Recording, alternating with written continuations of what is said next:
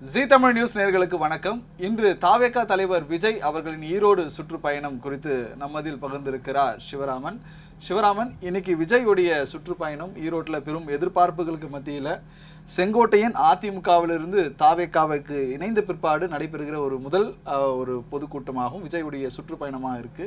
இது எப்படி நடந்தது இன்னைக்கு, அதை பற்றி விவரிங்க. அதாவது கரூர் கூட்ட நெரிசலுக்கு பின்பு தொடர்ந்து ஒரு மாத காலம் விஜய் அவர்கள் தொடர்ந்து அமைதி காத்து வந்த நிலையில் கடந்த சில நாட்களாக தமிழக வெற்றி கழகம் தொடர்ந்து களத்தில் இயங்க ஆரம்பிச்சிருக்காங்க. ஏன்னா தேர்தல் நெருங்கிட்டு இருக்கு, இன்னமும் அமைதி காக்க முடியாது. தொடர்ந்து மக்கள் சந்திப்பு பயணங்களை நடத்துறதா இருக்கட்டும், தொடர்ந்து மக்களோட போய் உரையாடுறதா இருக்கட்டும், அதை விஜய் நடத்திக்கிட்டே வர்றாரு. இன்னைக்கு அவரோட ஈரோடு மாவட்ட அந்த பொதுக்கூட்டம் அனைவரும் எதிர்பார்த்த மாதிரியே ஒரு பிரம்மாண்ட பொதுக்கூட்டமாக செங்கோட்டையை நடத்தி முடிச்சிருக்காருன்னு சொல்லலாம். அதுலேயுமே குறிப்பாக அவரோட உரை மிகுந்த கவனிக்கக்கூடிய ஒரு உரையாகவும் அமைஞ்சிருக்கிறது. கடந்த காலங்களில் ஒரு 9-10 நிமிடம் மட்டுமே உரையாற்றக்கூடிய விஜய் அவர்கள் இன்று அரை மணி நேரம் உரையாற்றிருக்கிறாரு. அதுலேயுமே கூட திமுக வெர்சஸ் தாவேகாங்கிற அந்த நெரேட்டிவை இன்னைக்கு ஸ்ட்ராங்காக வந்து செட் பண்ணியிருக்கிறாரு. அந்த உரையிலேயே நீங்கள் கவனித்து பார்த்தாவே தெரியும். கண்டிப்பாக இன்றைய தினம் விஜய் அவருடைய பேச்சு நம்ம பார்க்கும்போது அந்த தாவேகா தொண்டர்களை உற்சாகப்படுத்துறது மட்டுமல்லாமல் தன்னுடைய கொள்கை இதுதான், எதுக்காக பேரறிஞர் அண்ணா மற்றும் எம்ஜிஆரை அவர் பயன்படுத்துகிறாரு என்ற கேள்வி பல அரசியல் கட்சியினர் முடிவில் ஒரு விவாதமாகவே இருந்தது. ஆனால் அதுக்கான ஒரு விளக்கத்தையும் இன்றைக்கு அவருடைய உரையில் நம்மளால் பார்க்க முடிஞ்சது.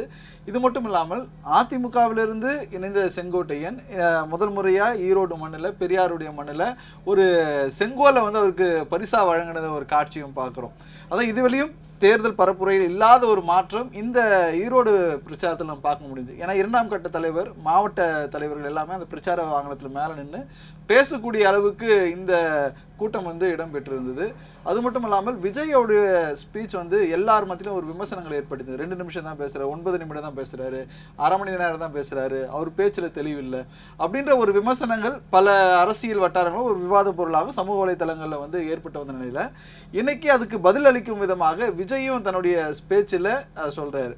அப்போது இந்த ஸ்பீச் மக்கள் மத்தியில் ஒரு பெரும் வரவேற்பும் பெற்றிருக்கு. அது மட்டும் இல்லாமல் அவர் திட்டங்களை, நான் சொல்லக்கூடிய திட்டங்களை தவறாக புரிஞ்சுக்கிட்டாங்க. நான் மக்களுக்கு இலவசங்களை கொடுக்க வேணாம்னு நான் சொல்ல, அது இலவசம்னு சொல்கிற பேரை தான் நான் எதிர்க்கிறேன் அப்படின்ற ஒரு வார்த்தையும் அவர் பதிவு பண்ணியிருந்தார். ஏன்னா விஜய் அவர்கள் இந்த தேர்தல் 2026 சட்டமன்ற தேர்தல் நெருங்கி இருக்கக்கூடிய நிலையில் தாவேகா கட்சி ஆட்சி அமைத்தால் என்னென்ன மாதிரி திட்டங்களை வந்து செயல்படுத்தும் என்று ஆல்ரெடி காஞ்சிபுரத்தில் நடந்த ஒரு கூட்டத்தில் அவர் தெளிவாக சொல்லியிருந்தார். அனைவருக்கும் அடிப்படையான கல்வி தேவை, அதே போல் வந்து இருசக்கர வாகனம் இல்லை கார் தேவை, வேலை வாய்ப்பு, வீட்டுக்கு ஒருவருக்கு வேலை வாய்ப்பு இருக்கணும். இதெல்லாம் அத்தியாவசியமான ஒரு கட்டமைப்பாக கண்டிப்பாக தமிழக வெற்றி கழகம் ஆட்சி அமைக்கும் பட்சத்தில் இதெல்லாம் வந்து முன்னெடுக்கப்படும் என ஒரு அறிவிப்பை தெரிவிச்சிருந்தார். அவரோட புதுவை பொதுக்கூட்டம் வந்து பார்த்தீங்கன்னா ஒரு மிகப்பெரிய ஒரு எதிர்பார்ப்பு. என்னென்னு சொன்னால் காஞ்சிபுரம் தனியார் பொறியியல் கல்லூரியில் நடத்தினது பார்த்தா ஒரு உள்ளரங்க நிகழ்ச்சியாக நடந்தது. அதுலேயும் 2000 பேருக்கு தான் அனுமதி கொடுத்துருந்தாங்க. புதுச்சேரியில் அவர் மிகப்பெரிய அளவில் பேசுவார்னு எதிர்பார்த்த மக்களுக்கு ஒரு ஏமாற்றம் தான் இருந்துச்சு. ஏன்னா அங்கே போய் அவர் திமுகவை தான் வந்து எதிர்த்து பேசியிருந்ததா ஒரு பேச்சு இருந்துச்சு. பட் இன்னைக்கு ஈரோடு அந்த பொதுக்கூட்டங்கிறது ஒரு திட்டமிட்டு ஒரு சரியான முறையில் நடத்தி முடிக்கப்பட்டு இருக்கிறது தான் சொல்லலாம். ஒரு நீண்ட அனுபவம் கூடிய அரசியல்வாதி செங்கோட்டையன் அவர்கள் தாவேகாவில் இணைந்ததற்கு பிறகும் அதே போன்று கொங்கு பகுதிகளில் ஒரு மாச காட்டணுங்கிற மாதிரியும் இந்த பொதுக்கூட்டத்தை இன்னைக்கு நடத்தி முடிச்சிருக்கிறாங்க. அதில் விஜய் அவர்களுடைய உரை வந்து பார்த்தீங்கன்னா வந்து ஒரு தாவேகா வெர்சஸ் திமுகங்கிறத அந்த நெரேட்டிவா இன்னைக்கு ஸ்ட்ராங்காக செட் பண்ணியிருக்கிறாரு. அதே போன்று களத்தில் அதிமுக அப்படிங்கிற ஒரு கட்சியை வந்து பார்த்தோம்னா எந்த விதத்துலையும் அவர் தாக்கி பேசலை. களத்தில் இருக்கக்கூடிய தலைவர்களை மட்டும்தான் நான் பேசுவேன், நாங்கள் என்ன கொள்கைன்னு சொல்லிட்டு தான் கட்சி தொடங்கியிருக்கோங்கிறத தெளிவாக சொல்லியிருக்கிறாரு. முதல் முறையாக ஜெயலலிதா அவர்களை பற்றி பேசியிருக்கிறாரு. அதை பற்றி சொல்லுங்க. அவங்க பெயரை பயன்படுத்துவேன். இது வெளியும் நடந்த பொதுக்கூட்டங்களில் எங்கேயுமே வந்து ஜெயலலிதான்ற பெயர் வந்து உச்சரிக்கல. முதல் முறையாக இன்னைக்கு நடந்த கூட்டத்தில் ஜெயலலிதா அவர்களுடைய பெயரை விஜய் உச்சரித்திருக்காரு. அப்போது அதிமுக தான் களத்திலே இல்லை என்றதை அவர் மீண்டும் ஒரு முறை இங்கே ப்ரொஜெக்ட் பண்ணுறதை, அந்த நெரேட்டிவ் செட் பண்ணுறதை நான் பார்க்குறேன். ஏன்னா களத்தில் இல்லாதவங்களை பற்றி நான் பேச மாட்டேன், என்னை பற்றி பேசுகிறவங்களுக்கு எல்லாருக்கும் நான் பதில் சொல்ல வேண்டிய அவசியம் எனக்கு இல்லை. யார் ஆட்சி அதிகாரத்தில் இருக்கிறாங்களோ அவங்கள நோக்கியான பயணம் தான் என்னுடைய பயணம்ட்டு அவர் தெளிவாக தன்னுடைய அதாவது தகவலை தூய சக்தி தாவேகா, தீய சக்தி திமுக என்று ஜெயலலிதா அவர்கள் சொன்ன அந்த வார்த்தையை பயன்படுத்தி இங்கே பேசுகிறாரு. ஏற்கனவே சொன்னார்களே செய்தார்களா என்ன ஜெயலலிதா அவருடைய பாணியிலே பேசிட்டு வந்த விஜய் இன்னைக்கு அவர்களுடைய பேச்சில் ஒரு அடுத்த கட்டம் போயிட்டு தீய சக்தி என்ற திமுக என்பதை மீண்டும் தமிழக மக்களுக்கு இந்த 2026 தேர்தலில் பரப்புயரில் மீண்டும் விஜய் அறிமுகப்படுத்துகிறத நாம் பார்க்கிறோம். இது மட்டும் இல்லாமல் தாவேகா திமுக, இது மட்டும் இல்லாமல் செங்கோட்டையன் போல மிக முக்கியமான நபர்களும் தாவேகால இணைய போறாங்க அப்படின்ட்டு விஜய் அவருடைய பேச்சில் தெரிஞ்சது. அப்போ முக்கிய நபர்கள் ஏற்கனவே அதிமுகவில் இருக்கக்கூடிய நபர்கள் தாவேகால இணைய போறாங்கன்னு ஒரு பேச்சுவார்த்தை வந்து ஒரு முக்கிய முன்னாள் அமைச்சர்கள் இல்லை மாவட்ட பொறுப்பாளர்கள், அதிருப்தியில் இருக்கக்கூடிய நபர்கள் இல்லை ஓபிஎஸ் உடைய ஆதரவாளர்கள், ஏற்கனவே ஓபிஎஸ் உடைய ஆதரவாளர் பார்த்தோன்னா திமுகவில் மனோஜ் பாண்டியன் அவர் போயிட்டு இணைஞ்சிருக்காரு. பலர் அதிமுகவிலிருந்து பின்னால் அதாவது நீக்கப்பட்டவர்கள் திமுகவில் இணையிறதை நம்ம பார்க்குறோம். ஆனால் செங்கோட்டையனுடைய வருகைக்கு பிற்பாடு மீண்டும் சத்யபாமா தாவேகால இணைஞ்சிருக்கிறது. அப்போ அதிமுகனுடைய வருகையும் அந்த கொங்கு மண்டலத்திலிருந்து ஒரு கணிசமான ஒரு அதிருப்தியாளர்கள் தாவேகால இணையக்கூட ஒரு வாய்ப்பு இருக்கிறதாகவும் பார்க்கப்படுது. இப்போ நீங்க குறிப்பிட்டது முதல்ல வந்து எம்ஜிஆர் வந்துட்டு எம்ஜிஆர் ஆட்சியை தருவே அப்படின்னு சொல்லி விஜய் அவர்கள் பேசியிருந்தாரு. இந்த முறை ஜெயலலிதா அவர்களை கையில் எடுத்திருக்கிறாரு. தொடர்ந்து அஇஅதிமுக இதை அனைத்தையும் வேடிக்கை தான் பார்க்குறாங்க. எந்த இடத்துலையும் ஒரு எதிர்ப்பை தெரிவிக்கல. ஏன்னு சொன்னால் அவங்களோட 2 தலைவர்களை தான் இப்ப விஜய் அவர்கள் கையில் எடுத்திருக்கிறாரு. கண்டிப்பா இந்த காலம் எப்படி கடந்து போகுதுன்னா, எம்ஜிஆர் அண்ணா திராவிட முன்னேற்ற கழகம்ட்டு எம்ஜிஆரால் துவங்கப்பட்ட கட்சி. முதல்ல வந்து அண்ணாவையும் எம்ஜிஆர் கையில் எடுத்த விஜய் இன்றைய தினம் ஜெயலலிதா அவர்களையும் எடுத்திருக்காரு. ஏன்னா அண்மையில் கட்சியில் இணைந்த அதாவது செங்கோட்டையன் கூட இதுவரை ஜெயலலிதாவுடைய புகைப்படம் மாற்றாமல் அவர் வைக்கக்கூடிய பேனர்களாகட்டும் இல்லை ஒரு சட்டப்பையிலாகட்டும் அந்த புகைப்படத்தோடு தான் வந்து அவர் வரக்கூடிய நிகழ்வு பார்க்குறோம். அப்போது தாவேகாவில் ஜெயலலிதாவும் தேர்தலுக்கான ஒரு விதியாக பயன்படுத்துகிறாங்களா என்பது ஒரு பெரும் பேசும் பொருளாகவே சமீப காலம் 2016 தேர்தலுக்கு பின்பு மீண்டும் ஜெயலலிதா பேசு பொருளாக இருக்காங்க. ஜெயலலிதாவை விஜய் அவர்கள் கையில் எடுத்திருக்கிறாரு. இந்த வெற்றி ஃபார்முலா அவருக்கு கை கொடுக்குமா அப்படிங்கிறத பற்றி சொல்லுங்க. கண்டிப்பாக ஏற்கனவே செங்கோட்டையனுக்கு ஒரு மிகப்பெரிய ஒரு அதிருப்தி அந்த விவசாயிகளுடைய மாநாட்டில் அவர் பங்கேற்காதது. அதிமுகவில் இருக்கும்போது விவசாயிகளுடைய மாநாட்டில் பங்கேற்காதது. ஏன்னா இந்த விவசாயிகளுடைய மாநாட்டில் ஜெயலலிதாவுடைய புகைப்படம் எடப்பாடியுடைய புகைப்படம் தான் இடம்பெற்றது அப்படின்றது காரணம் காட்டி அவர் அந்த கூட்டத்தை புறக்கணித்து தான் அந்த கட்சியிலிருந்து அதாவது அதிலிருந்து அவர் தொடர்ச்சியாக தன்னுடைய நிலைப்பாட்டும் எதிர்ப்பும் வந்து தெரிவிச்சுட்டு வந்த நிலையில் தற்பொழுது இன்றைய தினம் ஜெயலலிதாவை விஜய் அந்த ஒரு தேர்தல் பரப்புரையின் போது பயன்படுத்தியிருக்கிறாரு. அப்போது ஜெயலலிதாவுடைய அணுகுமுறை மாதிரியே வந்து விஜய் மீண்டும் தனது கட்சி பொறுப்பாளர்கிட்ட அணுகிறாரா? அது மட்டும் இல்லாமல் விஜயுடைய அரசியல் பயணத்தை எல்லாரும் அரசியல் அந்த விமர்சகர்களாகட்டும் இல்லை அரசியல் வட்டாரங்களில் இருக்கக்கூடிய அனைத்து நபர்களும் சொல்கிறது என்னென்னா, விஜய் வந்து ஜெயலலிதாவோட ஃபார்முலா தான் வந்து கையாளுறாரு. ஏன்னா 2ஆம் கட்ட தலைவர்களை தாண்டி வேறு யாரும் அவரை போய் நெருங்க முடியாது அப்படின்ற ஒரு பேசு பொருள் அவர்கள் கட்சிக்குள்ளே ஒரு கட்டமைப்பை உருவாக்கக்கூடிய நிலைக்கு தான் தள்ளப்படுது. கட்டமைப்பு இல்லாத இருந்த ஒரு தாவேகா செங்கோட்டையனுடைய வருகைக்கு பிற்பாடு ஒரு கட்டமைக்கப்படுகிறதா என்றது ஒரு பெரும் நம்ம இந்த ஈரோடு கூட்டமே ஒரு எதிர்த்து காட்டா இருக்கும். இல்லை இப்போ நீங்கள் சொன்னது மாதிரியே கரூர் கூட்டத்திற்கும் ஈரோடு கூட்டத்திற்கும் பார்த்தீங்கன்னா ஒரு மிகப்பெரிய ஒரு வித்தியாசம். கரூரில் ஒரு அடிப்படை வசதி, குடிநீர் வசதி ஏற்படுத்தப்படவில்லை, மருத்துவ வசதி ஏற்படுத்தப்படவில்லை. அதே போன்று அங்கே ஒரு பொதுக்கூட்ட வடிவில் இல்லை. ஆனால் ஈரோடு பொதுக்கூட்டம் வந்து ஒரு பொதுக்கூட்ட வடிவில் பாக்ஸாக போடப்பட்டிருந்தது. அதே போன்று அனைவருக்கும் தொப்பிகள் கொடுக்கப்பட்டிருக்கு, தண்ணீர் வழங்கப்பட்டிருக்கு. அதே போன்ற மருத்துவ வசதிகள். ஈரோடு பொதுக்கூட்டம் செங்கோட்டையன் வருகைக்கு பின்பு நடத்தி முடிக்கப்பட்ட ஒரு வெற்றிகரமான கூட்டம்னே நம்ம சொல்லலாம். கண்டிப்பா. ஏன்னா செங்கோட்டையன் என்றாலே வந்து இந்த பொதுக்கூட்டங்கள் ஜெயலலிதாவுக்கு பிளான் போட்டு அவர் தான் வந்து இந்த பொதுக்கூட்டங்களுக்கு ஏற்பாட்டாளர்ன்ட்டு நம்ம சொல்ல கேட்டிருப்போம். இதுதான் வந்து அரசியல் வட்டாரங்களை அது நாடறிஞ்ச ஒரு உண்மை. ஆனால் இப்படி இருக்கும்போது தாவேகா தலைவர் விஜய் அவர்களுக்கும் இந்த ஈரோடு பொதுக்கூட்டம் செங்கோட்டையனுடைய தாவேகாலுடைய இணைந்ததுக்கு அப்புறம் ஏற்படுகிற இந்த பொதுக்கூட்டம் கடந்த 1 மாதங்களாக ஒரு பேசு பொருளாக இருந்தது. என காவல்துறை பல்வேறு நிபந்தனைகளை வந்து இந்த கூட்டத்துக்கு வைத்திருந்தாங்க.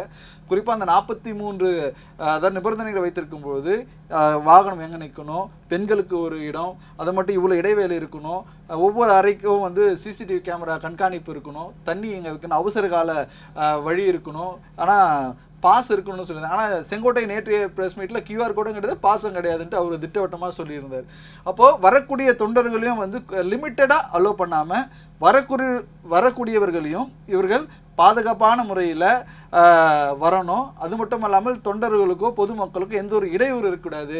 ஏன்னா ஒரு ரிஸ்ட்ரிக்ஷன் தரும்போது அவங்கள மட்டும் தான் பார்க்கக்கூடாங்களா, மற்றவங்களுக்கு ஒரு அதிருப்தி ஏற்படும். எப்பவுமே களத்துல வந்து போகும்போது கட்சிக்காரர் மட்டும் தான் போய் பார்க்க முடியும், பொதுமக்கள் பார்க்க முடியாதுன்ற ஒரு சலசலப்பு அங்க இருக்கக்கூடிய மக்களுக்கு ஏற்படுகிறது வழக்கம். ஆனா அதெல்லாம் தவிர்க்கக்கூடிய வகையில இந்த ஈரோடு பொதுக்கூட்டமானது திட்டமிட்டு செய்யப்பட்டதா இருந்தது. எப்பவுமே விஜய் வந்து ஒரு விஷயத்த சொல்லுவாங்க, அவர் வந்து பொது பிரச்சனைகளை வந்து கையில் எடுக்க மாட்டேன்றாரு. இன்னைக்கும் பார்த்தோன்னா அதாவது மகாத்மா காந்தி ஊரக வேலை வாய்ப்பு திட்டம் இதை பத்தி பேசுவார்னு எதிர்பார்க்கப்பட்டது, SIR இருக்கட்டும், அது போன்று பிரதமர் நரேந்திர மோடியை டைரக்டா அட்டாக் பண்ணி பேசுவார்னு எதிர்பார்க்கப்பட்டது. இந்த மாதிரி ஒரு சில விஷயங்களை தவிர்த்து விட்டாரோ அப்படிங்கிற ஒரு சில விமர்சனங்களும் இருக்கு. ஜெயலலிதாவை கையில் எடுத்திருக்கிறாரு, அதிமுகவை இடத்த தன்னை வச்சு நிறைவேற்ற பார்க்குறாரு.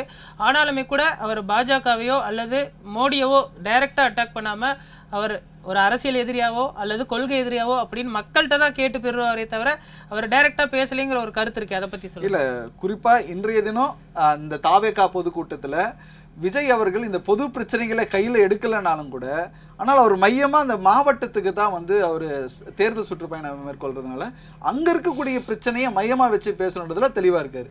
ஏன்னா அந்த மக்கள்கிட்ட போய் நம்ம காமனாக இருக்கக்கூடிய பிரச்சனை பேசி எந்த ஒரு பிரயோஜனம் இல்லை, என் ஊருக்கு வந்து என்னை பற்றி பேசுனாங்களா அப்படி தான் எல்லாருமே எதிர்பார்க்கக்கூடிய நிலை ஏற்படும். ஆனால் இந்த நிலையில் ஈரோட்டில் போயிட்டு அங்கே இருக்கக்கூடிய பிரச்சனைகள், அதே மாதிரி திமுக ஆட்சியில் அங்கே எங்கேயும் தொழில்துறை அமைச்சர் அந்த வட்டாரங்களில் வந்து இல்லை, தாவேகா ஆட்சி அமைந்தால் இந்த பகுதியில் ஒரு தொழில்துறை அமைச்சர் வந்து உருவாக்கப்படுவார்கள் என அந்த பேச்சுகள்லாம் வந்து அப்போ அங்கே இருக்கக்கூடிய மக்களுக்கு, ஏன்னா தொழில் சார்ந்து இருக்கக்கூடிய ஒரு மாவட்டங்கள் நிறைந்த ஈரோடு மாவட்டத்தில், ஈரோடு திருப்பூர் இப்படியெல்லாம் பார்க்கும்பொழுது அப்போ அங்கே இருக்கக்கூடிய அந்த மஞ்சள் விவசாயிகளுடைய பிரச்சனையும் அவர் எடுத்து பேசக்கூடியதை நம்ம பார்க்குறோம். அப்போ ஆரம்பத்தில் எடுத்த உடனே மஞ்சள் மஞ்சள் மஞ்சள்னு வந்தார். ஸோ தட் ஒரு மங்களகரமான ஒரு விஷயத்தை விஜய் ஈரோடு மண்ணிலிருந்து மீண்டும் தன்னுடைய அரசியல் புத்துணர்ச்சியோடு தூங்குறாரா என்பதுதான் நம்ம பொறுத்திருந்து அவருடைய அரசியல் அவருடைய சுற்றுப்பயணம் அடுத்தடுத்த கட்டம் என்னென்ன பண்ண போறாருன்னு நம்ம பார்க்க வேண்டியது அவசியமா இருக்கு. இன்னைக்கு அவரோட உரையிட பார்த்தேன்னா பொதுவாகவே திமுகவை அதிகமாக தாக்கி பேசுவார். ஏன்னா அவரோட விக்கிரவாண்டி மாநாட்டில இருந்தே பார்த்துக்கிட்டு வரோம், மதுரை மாநாடு உள்ளிட்ட பல்வேறு மாநாடுகள்லையோ திமுகவை கடுமையாக விமர்சித்து பேசுவார். இன்னைக்கு அவரோட உரையிலையும் திமுகவை நிறைய அட்டாக் பண்ணதை பார்க்க முடிஞ்சிச்சு. குறிப்பாக பெரியார் கொள்கை தலைவரை வச்சு அவங்க கொள்ளையடிச்சிட்டு இருக்காங்க, எனக்கு இங்கே இருக்கிற மக்களோட மாசுல தான் நான் இன்னைக்கு மாசா இருக்கிறேன் அப்படின்னு சொல்லி பேசியிருந்தாரு. மாசான தலைவர் அப்படிங்கிறத தொடர்ந்து அவர் நிரப்ப பார்க்குறாரு. அதை பற்றி சொல்லுங்க. கண்டிப்பாக. அதாவது தாவேகா தலைவர் விஜய் அவர் வந்து ஈரோடு மண்ணில் பிறந்த பெரியார் ஒரு திமுகவினர் ஒரு காசாக தான் பார்க்குறாங்க. ஆனால் மக்கள் மத்தியில் எனக்கு தான் ஒரு மாஸ் இருக்குது, அவர் ஒரு மாஸ் டைலாக்காக அவர் சொன்ன அந்த வார்த்தையாகட்டும், அங்கே இருக்கக்கூடிய ஒரு வந்திருக்கக்கூடிய தாவேகா நிர்வாகிகள் பொதுமக்களுக்கு ஒரு உற்சாகத்தை ஏற்படுத்தக்கூடியதாகவே இருந்தது. ஏன்னா விஜய் இந்த கரூர் சம்பவத்துக்கு, துயர சம்பவத்துக்கு பிற்பாடு அவர் அரசியல் பயணம் எப்படி போகும், தமிழகத்தில் அவருக்கு நடைபெறக்கூடிய அரசியல் பொதுக்கூட்டங்கள் இனிமேல் தொடருமா என ஒரு பெரும் விமர்சனங்கள் வந்து ஏற்பட்டிருந்தது. ஏன்னா ஆல்ரெடி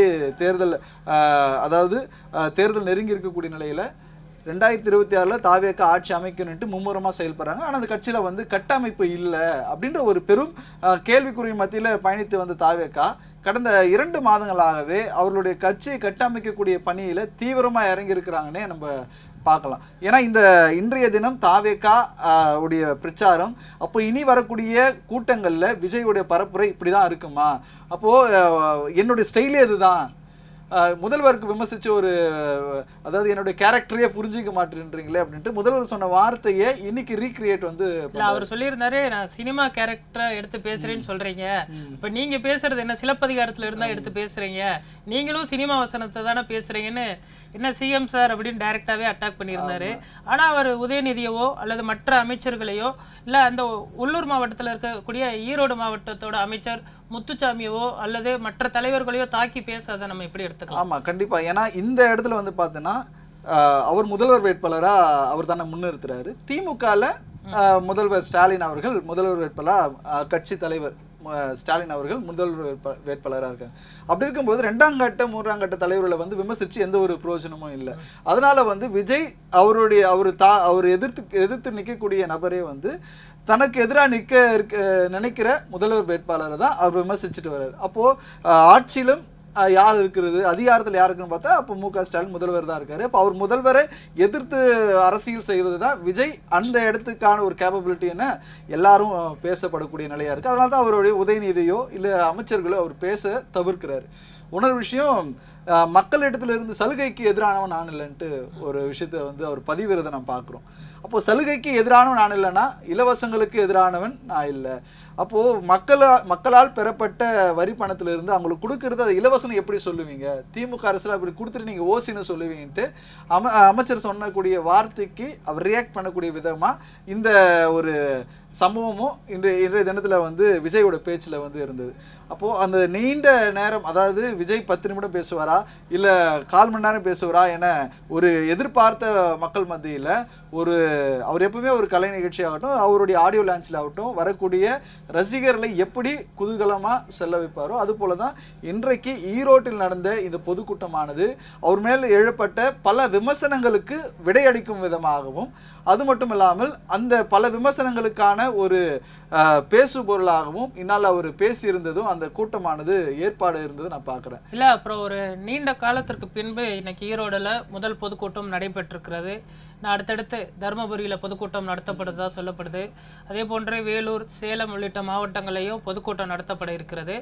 இந்த பொதுக்கூட்ட வடிவம் இப்படித்தான் இருக்க போகிறங்கிறத தன்னுடைய தொண்டர்களுக்கும் பொதுமக்களுக்கும் விளக்கியிருக்கிறாருன்னு நம்ம இதை எடுத்துக்கலாம். ஏன்னு சொன்னால் ஈரோடு மாவட்டத்தில் நடத்தப்பட்ட ஒரு பொதுக்கூட்டம் செங்கோட்டையின் வருகைக்கு பின்பு ஒரு ஸ்ட்ரக்சரலாக அந்த பொதுக்கூட்டம் இப்படி தான் பொதுக்கூட்டம்னா நடத்தணும், தொண்டர்கள் பாதுகாப்பாக எப்படி கூட்டிகிட்டு வரணும், எப்படி அனுப்பிச்சு வைக்கணும் அப்படிங்கிறத மிக தெளிவாக சொல்லியிருக்கிறாரு. வரக்கூடிய மார்ச் ஏப்ரலில் வெயிலோட தாக்கம் இன்னும் அதிகமாக இருக்கும்.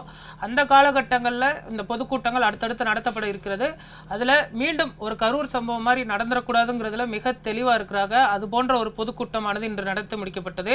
அதே போன்று களத்தில் அதிமுகவிற்கு மாற்றாக தன்னை நிலைநிறுத்திக் கொள்வதில் விஜய் அவர்கள் உறுதியாக இருக்கதை இன்னைக்கு பார்க்க முடிஞ்சு. குறிப்பாக திமுகவிற்கு எதிர்க்கட்சி அல்லது குரல் எழுப்பக்கூடிய ஒரே ஆள் நான் தான் அப்படிங்கிறதுல மீண்டும் இன்று ஆணித்தரமாக ப்ரூவ் பண்ணியிருக்கிறாரு. இன்னுமே கூட அடுத்தடுத்து வரக்கூடிய கூட்டங்களில் அவருடைய உரை எப்படி இருக்க போகுதுன்னு நம்ம பார்க்க தான் இருக்கிறோம். கண்டிப்பாக இன்றைய தினம் நடந்த கூட்டத்தில் கூட விஜய் இத்தனை கூட்டங்களில் பயன்படுத்தாத அந்த தொண்டருடைய பாதுகாப்பு குறித்து பேசியிருந்தார். கூட்டம் நிறைவின் போது எல்லாரும் சேஃபாக வீட்டுக்கு போங்க. ஒரு தொண்டர் அந்த கரண்ட் கம்பம் மேலே ஏறும்பொழுது கூட அவரை எச்சரித்து கீழே இறங்க அப்போ தான் முத்தம் கொடுப்பேன்னு அவர் சொன்ன வார்த்தையாகட்டும், பேச்சை நிறுத்திட்டு மீண்டும் அந்த தொண்டர் வந்த பிறகு தன்னுடைய உரையை துவங்கினதாகட்டும், இதெல்லாமே வந்து விஜய் மற்ற வந்திருக்கக்கூடிய தொண்டர்களுடைய நலனில் கருத்தாக இருக்கிறாரு. மற்றும் அவருடைய பாதுகாப்பில் அவர் எந்த இடத்துலையும் வந்து ஒரு சமரசம் செய்யாமல் மீண்டும் ஒரு துயர சம்பவங்கள் மீண்டும் எந்த ஒரு அசம்பாவிதங்கள் நடைபெறாமல் இருக்கணும் அப்படின்றதுல தெளிவாக இருக்கிறார் என்பதை நாம் பார்க்கலாம். விஜய் அவர்களுடைய ஈரோடு மாவட்ட பொதுக்கூட்டம் இன்று வெற்றிகரமாக நடத்தி முடிக்கப்பட்டிருக்கிறது. அடுத்தடுத்து விஜயோட பொதுக்கூட்டங்கள் நடத்தப்பட இருக்கிறது. வேட்பாளர் நேர்காணலாம் நடத்துறதுக்கு விஜய் அவர்கள் திட்டமிடப்பட்டிருக்கிறாரு. தொடர்ந்து தாவேகாவோட அடுத்தடுத்த செயல்பாடுகளை நம்ம வரக்கூடிய காலங்களில் பொறுத்திருந்து பார்க்கலாம்.